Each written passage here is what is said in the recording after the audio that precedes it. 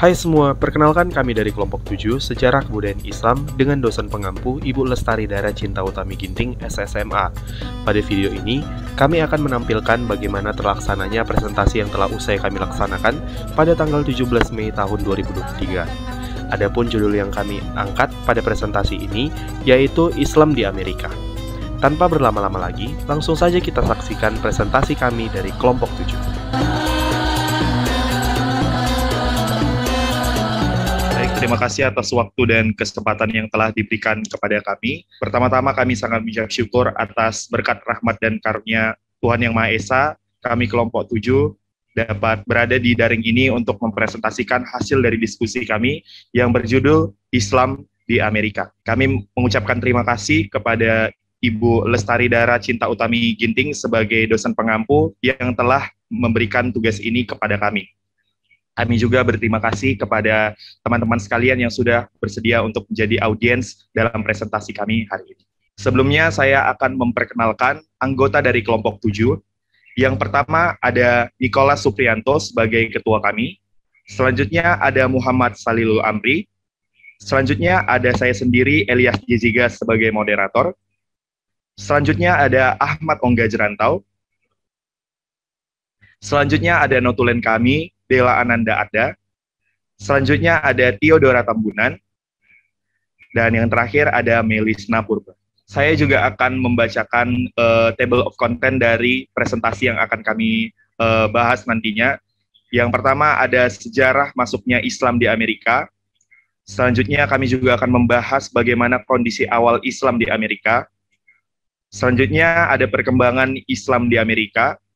Selanjutnya, tokoh-tokoh Islam yang berpengaruh di Amerika. Selanjutnya, yang terakhir yaitu keadaan Islam di Amerika pada masa sekarang. Nah, teman-teman sekalian, saya akan membacakan quotes yang kami kutip dari Hanum Salsabil Rais, yang merupakan tokoh politik yang ada di Indonesia dan anak dari salah satu tokoh besar politik Indonesia, yaitu Bapak Amin Rais. Beliau mengatakan, terkadang kita memang tak adil pada hidup kita sendiri, tatkala tiada pilihan kita menggerutu. Padahal Tuhan tak memberi pilihan lain karena telah menunjukkan itulah satu-satunya pilihan terbaik bagi hidup kita. Baik teman-teman sekalian, sebelum kami mempresentasikan materi kami, kita akan mendengar bagaimana latar belakang dari presentasi kami yang akan dibacakan oleh ketua kami, Nicholas Suprianto. Kepada Nicholas Suprianto, waktu dan tempat, dipersilakan. Baik, saya ucapkan terima kasih kepada moderator kami. Saya di sini akan membacakan latar belakang dari presentasi kami yang berjudul Islam di Amerika. Islam merupakan agama monoteisme yang lahir di Jazirah Arab dan dibawa oleh Nabi Muhammad. Berkembang sejak awal abad ke-6 Masehi, agama Islam mampu menyebar ke berbagai belahan dunia sangat cepat dan mengungguli perkembangan agama lainnya. Banyak faktor yang menyebabkan perkembangan Islam begitu pesat. Salah satunya adalah agama Islam menyebar tanpa adanya paksaan dan mampu berakulturasi dengan kebudayaan lokal. Amerika adalah salah satu wilayah yang turut menjadi bagian dari penyebaran Islam.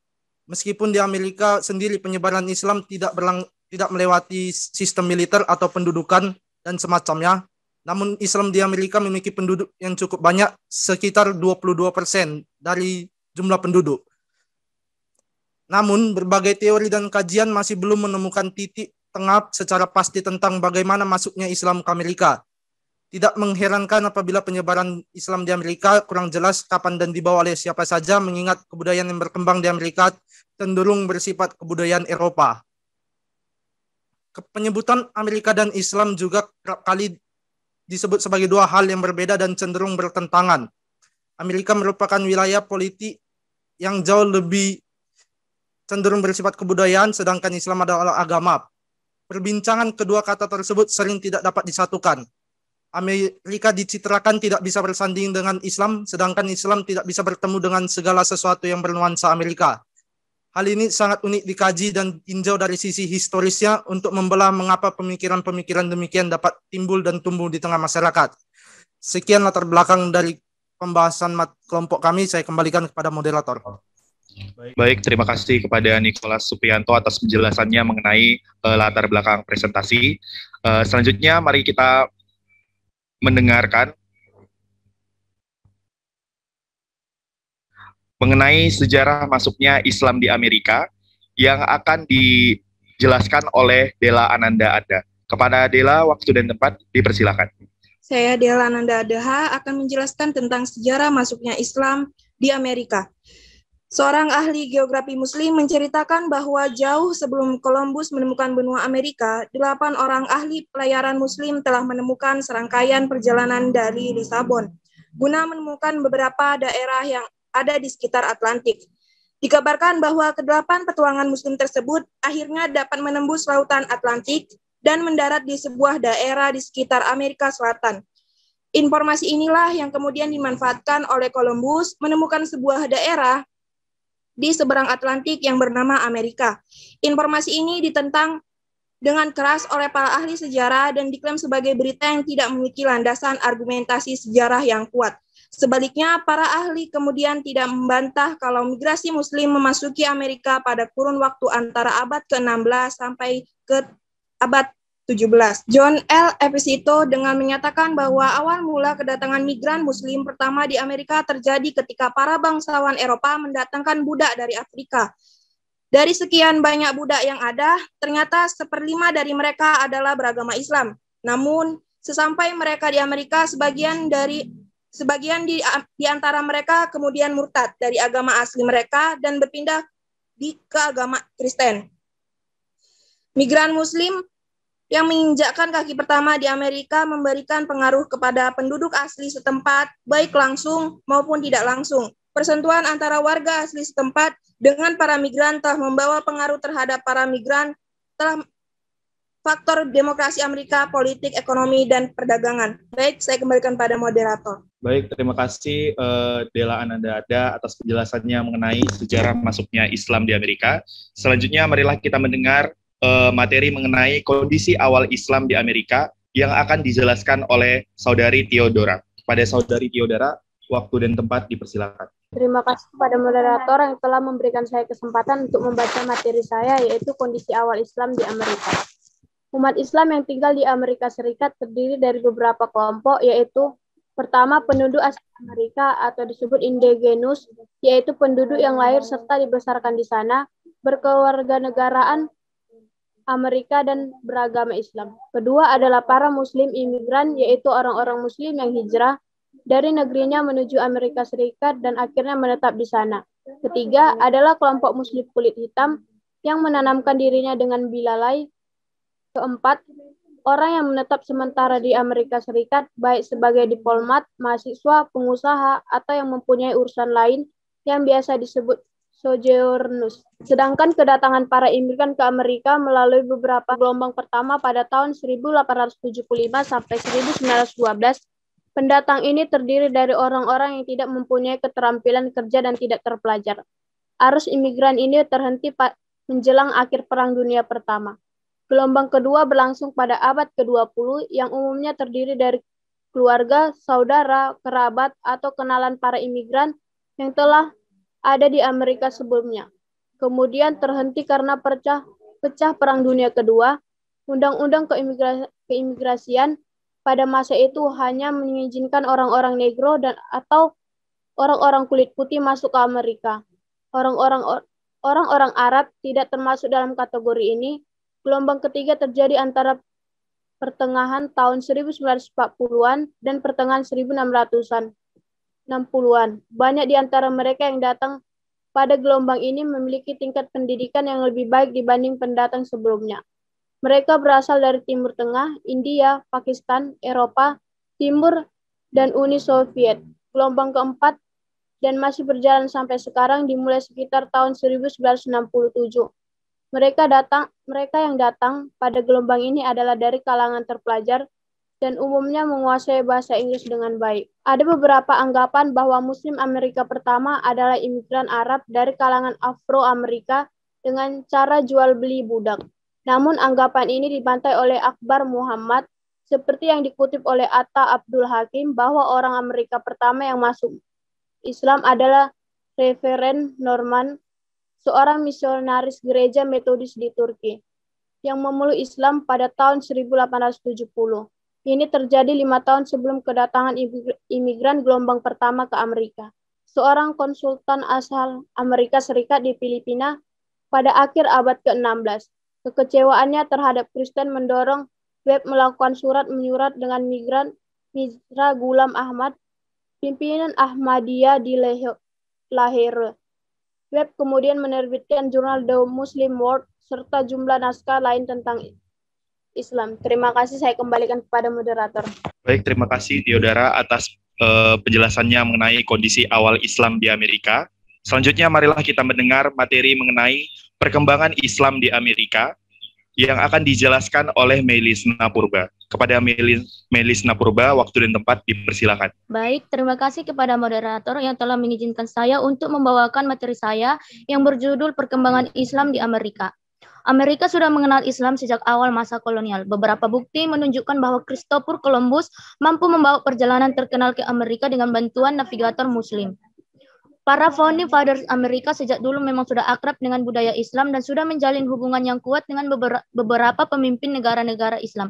Beberapa di antaranya menjalin kesepakatan negaraan dengan negara-negara Islam seperti Maroko atau Ottoman Tripolitania. Dan pada tahun 1770, Maroko adalah negara satu-satunya yang mengakui Amerika sebagai negara yang merdeka. Salah satu bukti peninggalan komunitas Muslim di Amerika yaitu bangunan keilmuan bangsa Moor atau The Moorish Science Temple of America tahun 1913 yang diklaim oleh keduanya sebagai peninggalan bangsa Amerika dan bangsa Maroko. Diperkirakan ribuan orang kulit hitam membentuk asosiasi dengan komunitas ini, yang mereka membentuk sebuah ciri khas dalam prinsip swadaya masyarakat. Islam sudah sekian lama mendapat tempat khusus di hati orang-orang Amerika. Kehadiran Islam telah banyak memberikan kontribusi besar bagi kemajuan pembangunan negara yang menjadi naungan para imigran di era 90-an ini. Masjid-masjid serta lembaga-lembaga sosial dari budaya Muslim tersebar di seluruh penjuru Amerika Serikat, baik di perkotaan maupun pedesaan. Salah satunya seperti yang terdapat di kota Dearborn, sebuah kota di bagian Michigan adalah daerah dengan populasi keturunan Arab terbesar di Amerika Serikat. Komunitas Muslim Arab di Amerika Serikat ini mencerminkan beberapa agama dan divisi sekalian dari populasi Arab dunia. Mereka terdiri dari berbagai etnis minoritas seperti Armenia, Assyria, Chesan, Kirgisistan yang mengalami program Arabisasi pemerintah Arab sejak masa kemerdekaan mereka. Fakta mengenai Muslim Amerika yaitu Muslim Amerika merupakan kelompok agama yang terdiri dari ras paling beragama di Amerika Serikat. 8 dari 10 orang Muslim Amerika mengatakan bahwa agama memainkan peran penting dalam kehidupan mereka, sebuah presentasi yang melebihi bangsa Mormon. 3, dibandingkan negara-negara barat lainnya dan negara mayoritas Muslim Amerika, umumnya mereka lebih puas dengan kehidupan mereka. 4, sementara Muslim Amerika lebih religius daripada yang lainnya. Agama memainkan peran kecil dalam kehidupan mereka daripada mereka yang tinggal di negara mayoritas Muslim. 5, Muslim wanita paling tidak seperti Muslim laki-laki menempuh pendidikan perguruan tinggi atau mendapat gelar sarjana. Selain Yahudi Amerika, Muslim Amerika juga sangat terdidik. Nomor 6, frekuensi kehadiran Muslim wanita di masjid kurang lebih sama dengan laki-laki. Hal ini mungkin kontras dengan perempuan di banyak negara mayoritas Muslim pada umumnya yang mungkin lebih sedikit dibandingkan laki-laki untuk menghadiri ibadah pada minggu terakhir. Terima kasih, saya kembalikan kepada moderator. Baik, terima kasih kepada Melis Napurba atas penjelasannya mengenai perkembangan Islam di Amerika dan juga fakta-fakta mengenai Muslim di Amerika. Selanjutnya teman-teman, marilah kita mendengarkan materi mengenai tokoh Islam yang berpengaruh dalam berkembangnya Islam di Amerika yang akan dijelaskan oleh Amri. Baik, terima kasih kepada moderator. Pembahasan selanjutnya yakni tokoh Islam yang berpengaruh dalam berkembangnya Islam di Amerika. Oke, baik, yang pertama, Bilal Muhammad lahir pada tahun 1770 di wilayah Afrika yang sekarang dikenal sebagai Guinea dan Sierra Leone. Bilal Muhammad adalah seorang elit dari suku Fulani.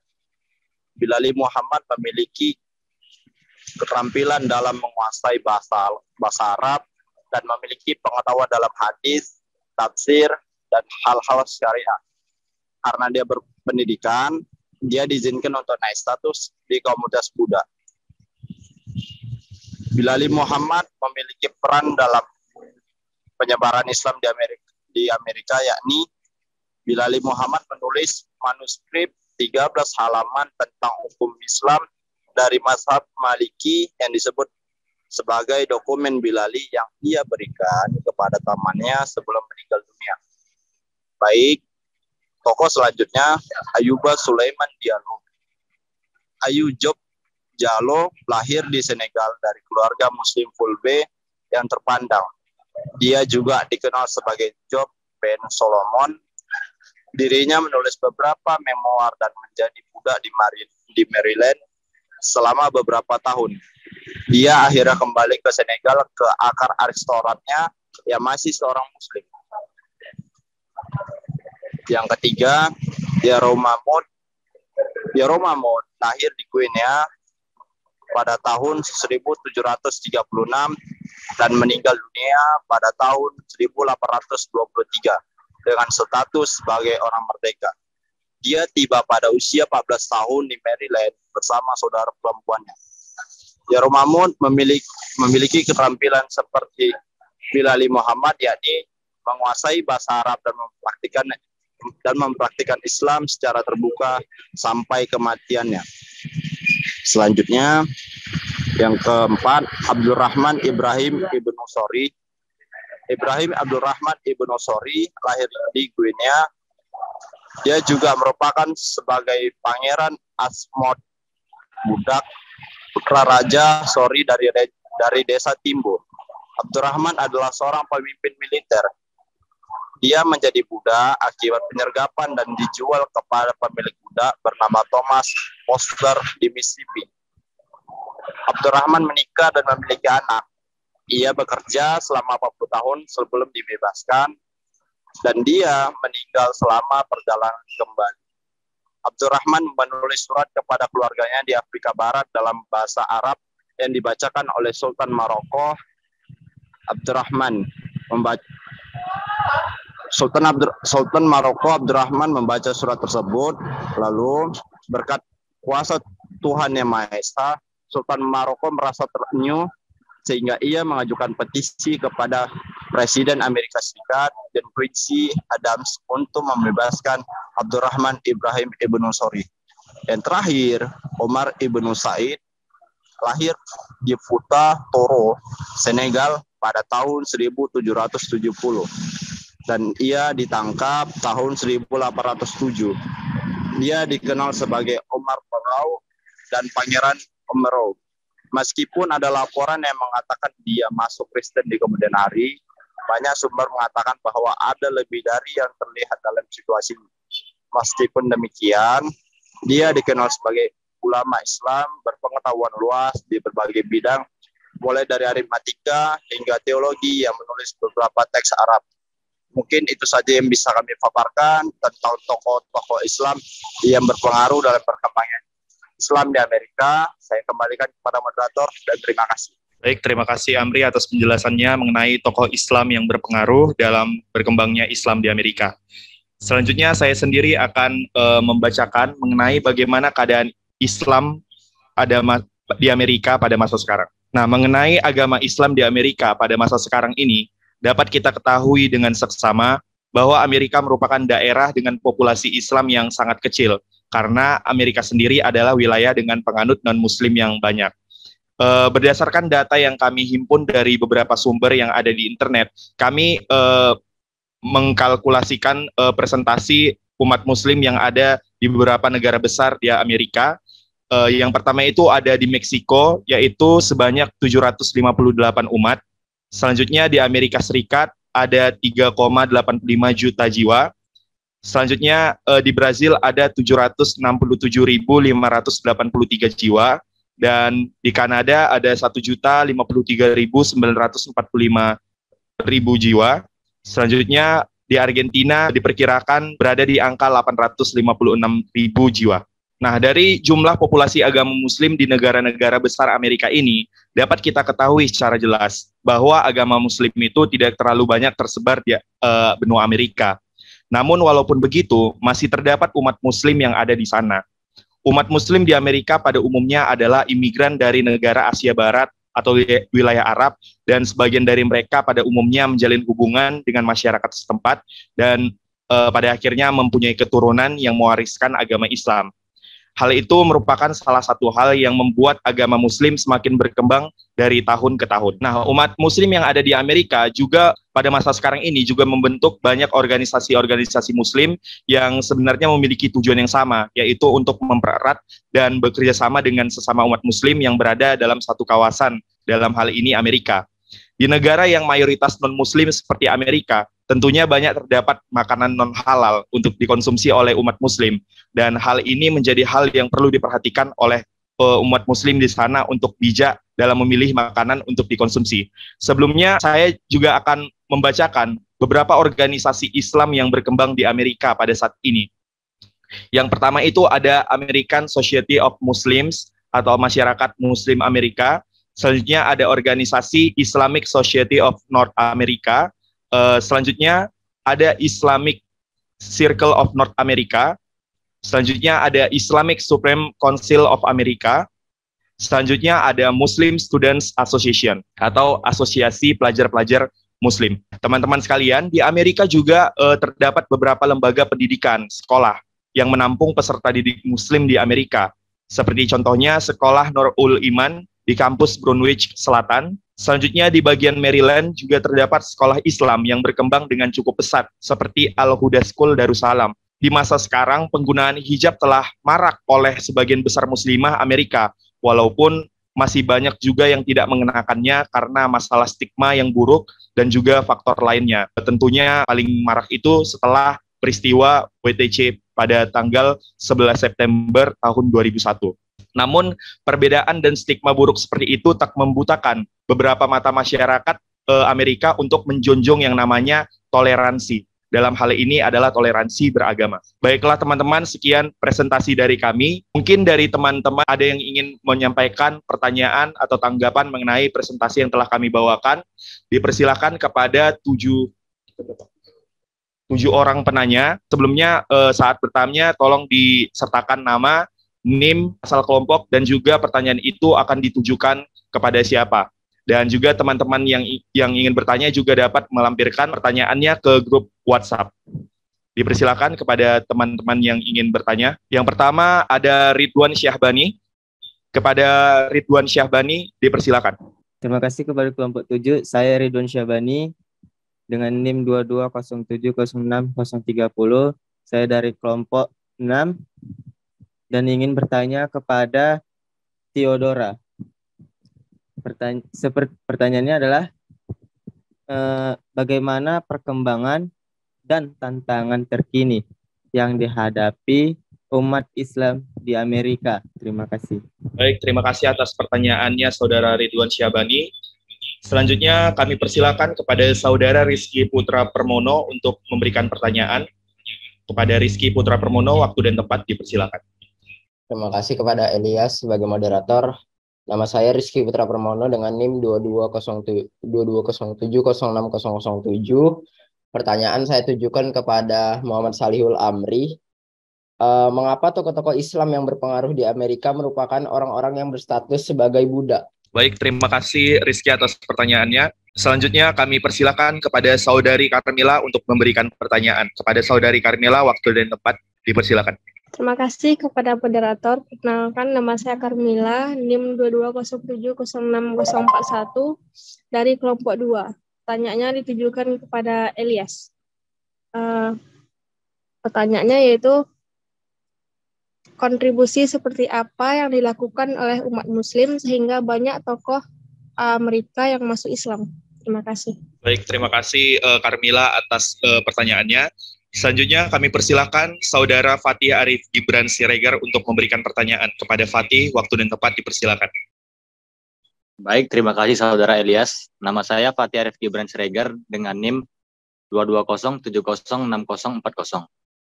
Saya ingin bertanya, pada pembahasan sejarah masuknya Islam di Amerika, disebutkan bahwa 8 orang ahli pelayaran Muslim pertama yang mendarat di Amerika.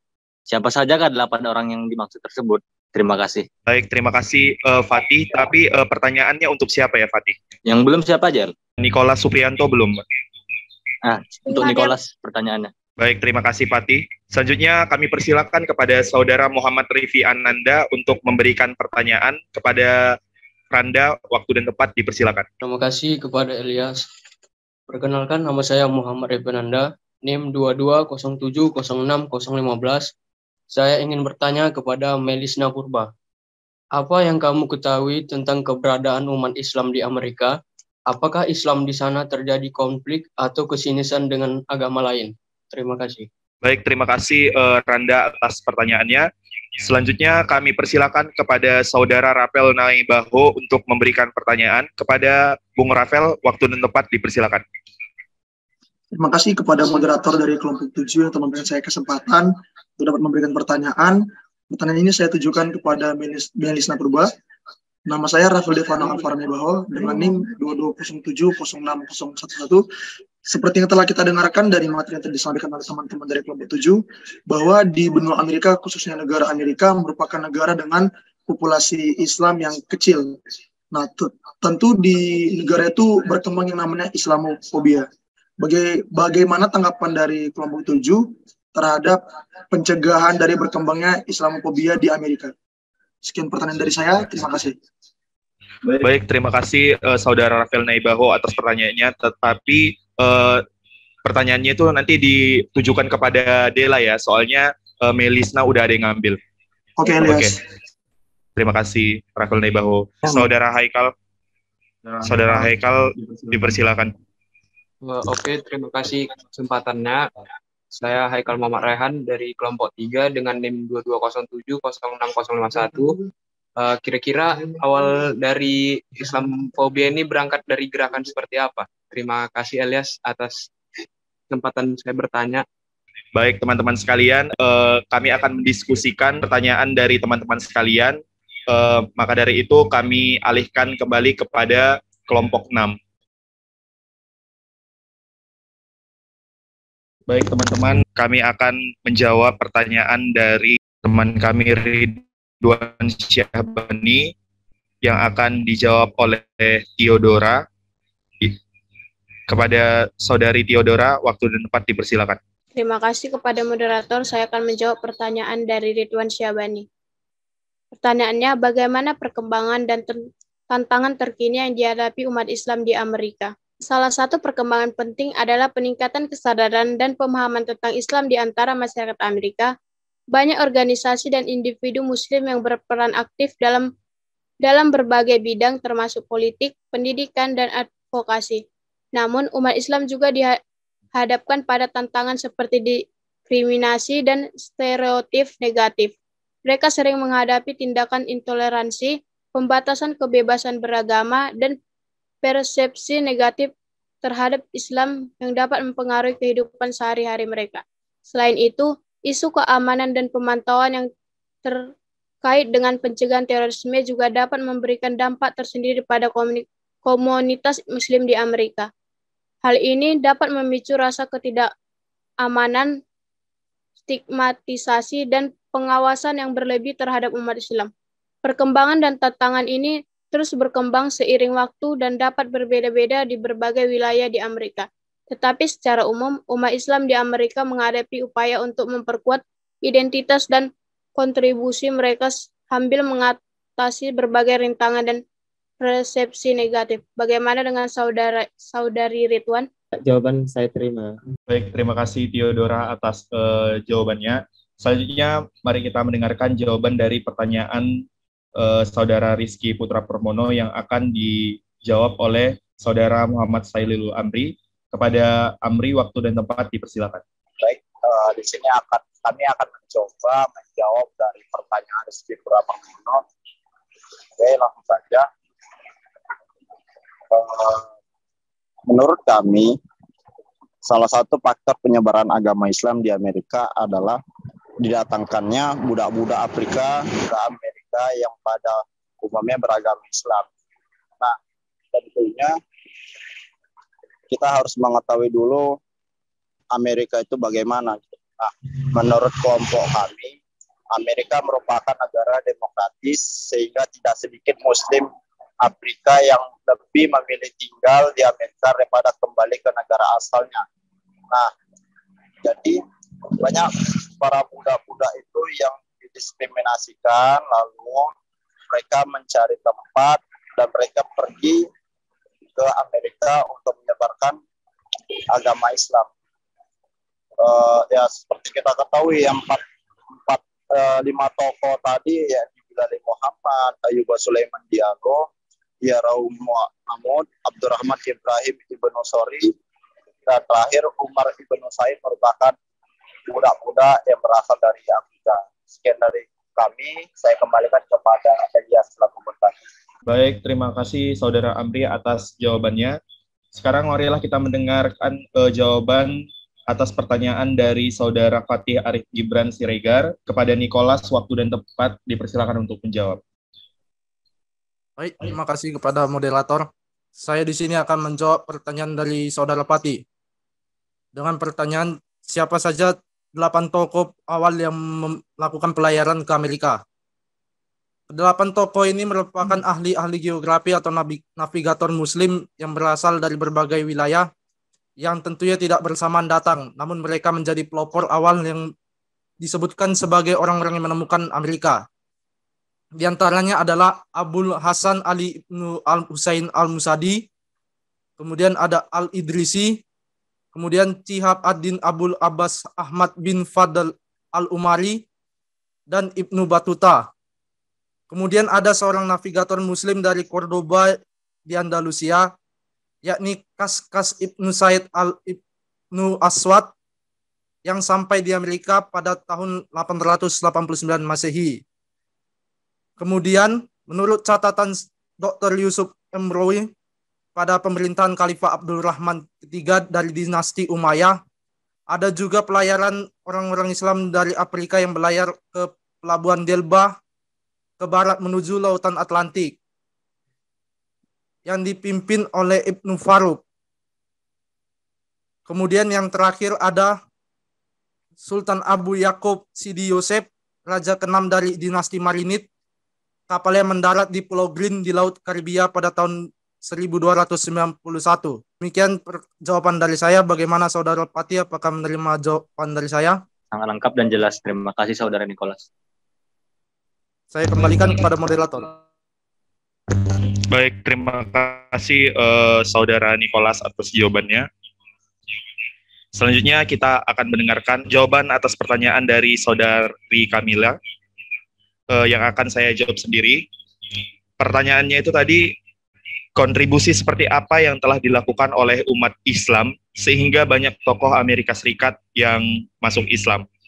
Nah, di Amerika Serikat sendiri, di dunia Barat, terkhususnya di Amerika Serikat, itu banyak sekali kontribusi umat Islam terhadap negara Amerika, sehingga tak jarang banyak juga warga Amerika yang tertarik gitu untuk join ke agama Muslim.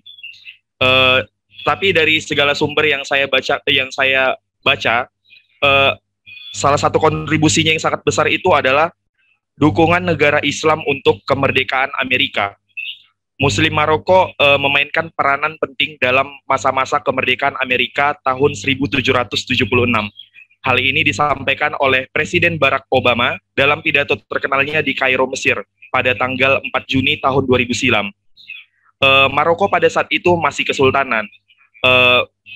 Maroko sendiri adalah negara pertama yang mengakui kemerdekaan Amerika tahun 1780. Kongres Amerika sendiri menulis surat kepada Sultan Maroko dan mengucapkan terima kasih atas setiap perlindungan dan bantuan yang telah diberikan kepada masyarakat Amerika kapanpun dan dimanapun mereka berada. Nah, seperti saya juga mempunyai jawaban seperti yang telah disampaikan oleh guest lecture kita pada WCU oleh Profesor Al-Zulnaid, bahwa besar kontribusi Islam di dunia Barat termasuk di Amerika, mulai dari ilmu pengetahuan seperti astronomi, matematika, infrastruktur, dan begitu juga ilmu pengetahuan lainnya.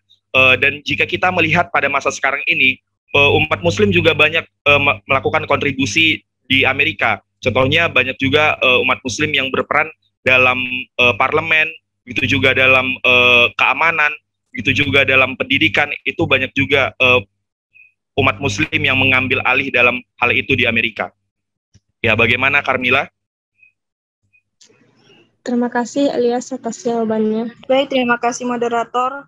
Dan terima kasih kepada Rafael juga telah memberi pertanyaan, yaitu bagaimana pencegahan terhadap pertumbuhan Islamofobia di Amerika.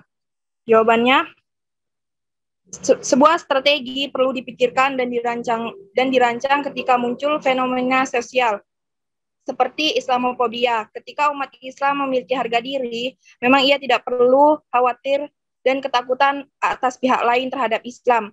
Namun, umat Islam akan lebih bermartabat bila yang muncul adalah rasa segan dan hormat karena Islam dipersepsikan membawa manfaat dalam kehidupan insan manusia. Dari analisis TOWS tersebut dapat dibangun 4 strategi, yaitu strategi SO, strategi WO, strategi ST, dan strategi WT. Strategi ini memfokuskan pada faktor-faktor kunci serta internal maupun eksternal. Strategi SO adalah strategi yang menggunakan kekuatan internal untuk mengambil kesempatan eksternal. Strategi WO adalah strategi membantu mengatasi kelemahan internal dengan mengambil kesempatan dari kekuatan eksternal. Strategi ST adalah strategi menggunakan kekuatan internal untuk menurunkan ancaman atau kekuatan dari luar. Dan yang terakhir adalah strategi WT, adalah strategi dengan taktik defensif untuk mengurangi kelemahan internal dan menghindari ancaman eksternal. Mungkin itu saja jawaban saya. Bagaimana saudara Rafael? Baik, jawaban saya terima kasih. Saya kembalikan kepada moderator. Baik, terima kasih kepada saudari Dela Ananda telah menjawab pertanyaan. Selanjutnya, pertanyaan dari Muhammad Rifi Ananda akan dijawab oleh anggota kami Melisna Purba. Kepada Melisna Purba, waktu dan tempat dipersilakan. Baik, terima kasih kepada moderator. Di sini saya akan menjawab pertanyaan Rifi Ananda. Yang pertanyaannya, apa yang Anda ketahui tentang keberadaan umat Islam di Amerika? Apakah umat Islam di sana terjadi konflik atau kesindisan dengan agama lain? Jawabannya, Islam memiliki sejarah panjang di Amerika Serikat dengan kehadiran umat Islam yang berasal dari berbagai latar belakang etnis dan budaya, tentu saja mengakibatkan konflik dan ketegangan yang terjadi di masa lalu seperti serangan teroris yang melibatkan individu-individu muslim. Selain itu ada juga Islamofobia yang cenderung meningkat di Amerika Serikat sejak awal milenium baru, khususnya pada masa pemerintahan Presiden Donald Trump. Relatif tingginya Islamofobia terkait erat dengan kalangan warga Amerika yang mendukung persepsi stereotipikal yang berkembang di kalangan masyarakat bahwa Muslim gemar mempraktikkan kekerasan dan misogoni, bahwa Muslim agresif terhadap negara Amerika, bahwa Muslim memperlihatkan gejala dehumanisasi. Perkembangan terakhir kaum Muslimin Amerika memperlihatkan banyaknya tantangan yang mereka hadapi, terutama terkait dengan sikap anti-Islam dan Muslim di berbagai kalangan warga Amerika. Tetapi juga jelas berbagai tantangan itu tidak melunturkan identitas keimanan dan keislaman. Ini memberikan harapan bagi perkembangan Islam lebih lanjut di negara ini. Namun, tidak tepat untuk menggeneralisasi dan menyimpulkan bahwa Islam secara keseluruhan terlibat dalam konflik atau kesindisan dengan agama lain di Amerika Serikat. Mungkin itu saja dari saya kembalikan kepada moderator. Dipersilakan kepada Ahmad Ongga untuk menjawab pertanyaan dari saudara Haikal. Kepada Ahmad Ongga, waktu dan tempat dipersilakan. Baik, terima kasih moderator. Saya akan menjawab pertanyaan Haikal. Kira-kira awal gerakan Islamofobia itu dari apa? Saya akan menjawab, Islamofobia itu sebenarnya sudah muncul sejak zaman Rasulullah SAW, Nabi Muhammad, Nabi besar kita. Namun, istilah Islamofobia mungkin baru ada di era modern sekarang. Islamofobia muncul di era Rasulullah itu terjadi akibat adanya munculnya pemahaman baru di kalangan orang-orang Arab, makanya terjadilah Islamofobia, pemikiran-pemikiran aneh tentang Islam. Sedangkan untuk di era modern sekarang, itu puncaknya terjadi ketika serangan tragedi 11 September tahun 2001, di mana pada saat itu Islam dicap sebagai teroris. Terima kasih. Saya kembalikan ke moderator. Ya, terima kasih Ahmad Pongga Jerantau atas jawabannya. Selanjutnya kami akan membacakan kesimpulan. Terima kasih moderator. Dalam kesimpulan kami menyimpulkan dalam penelitian kami dapat disimpulkan bahwa masih banyak tentang bagaimana Islam di Amerika. Beberapa poin penting lainnya menunjukkan bahwa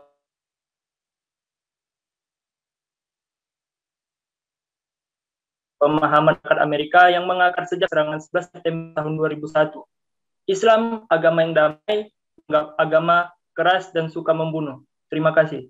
Saya kembalikan ke moderator. Baiklah teman-teman, sekian presentasi yang telah kami bawakan dari kelompok 7.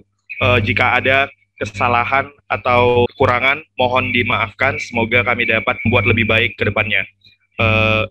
Pulau Irian, Burung Cendrawasih, cukup sekian dan terima kasih. Kami dari kelompok 7 mengucapkan sekian dan terima kasih.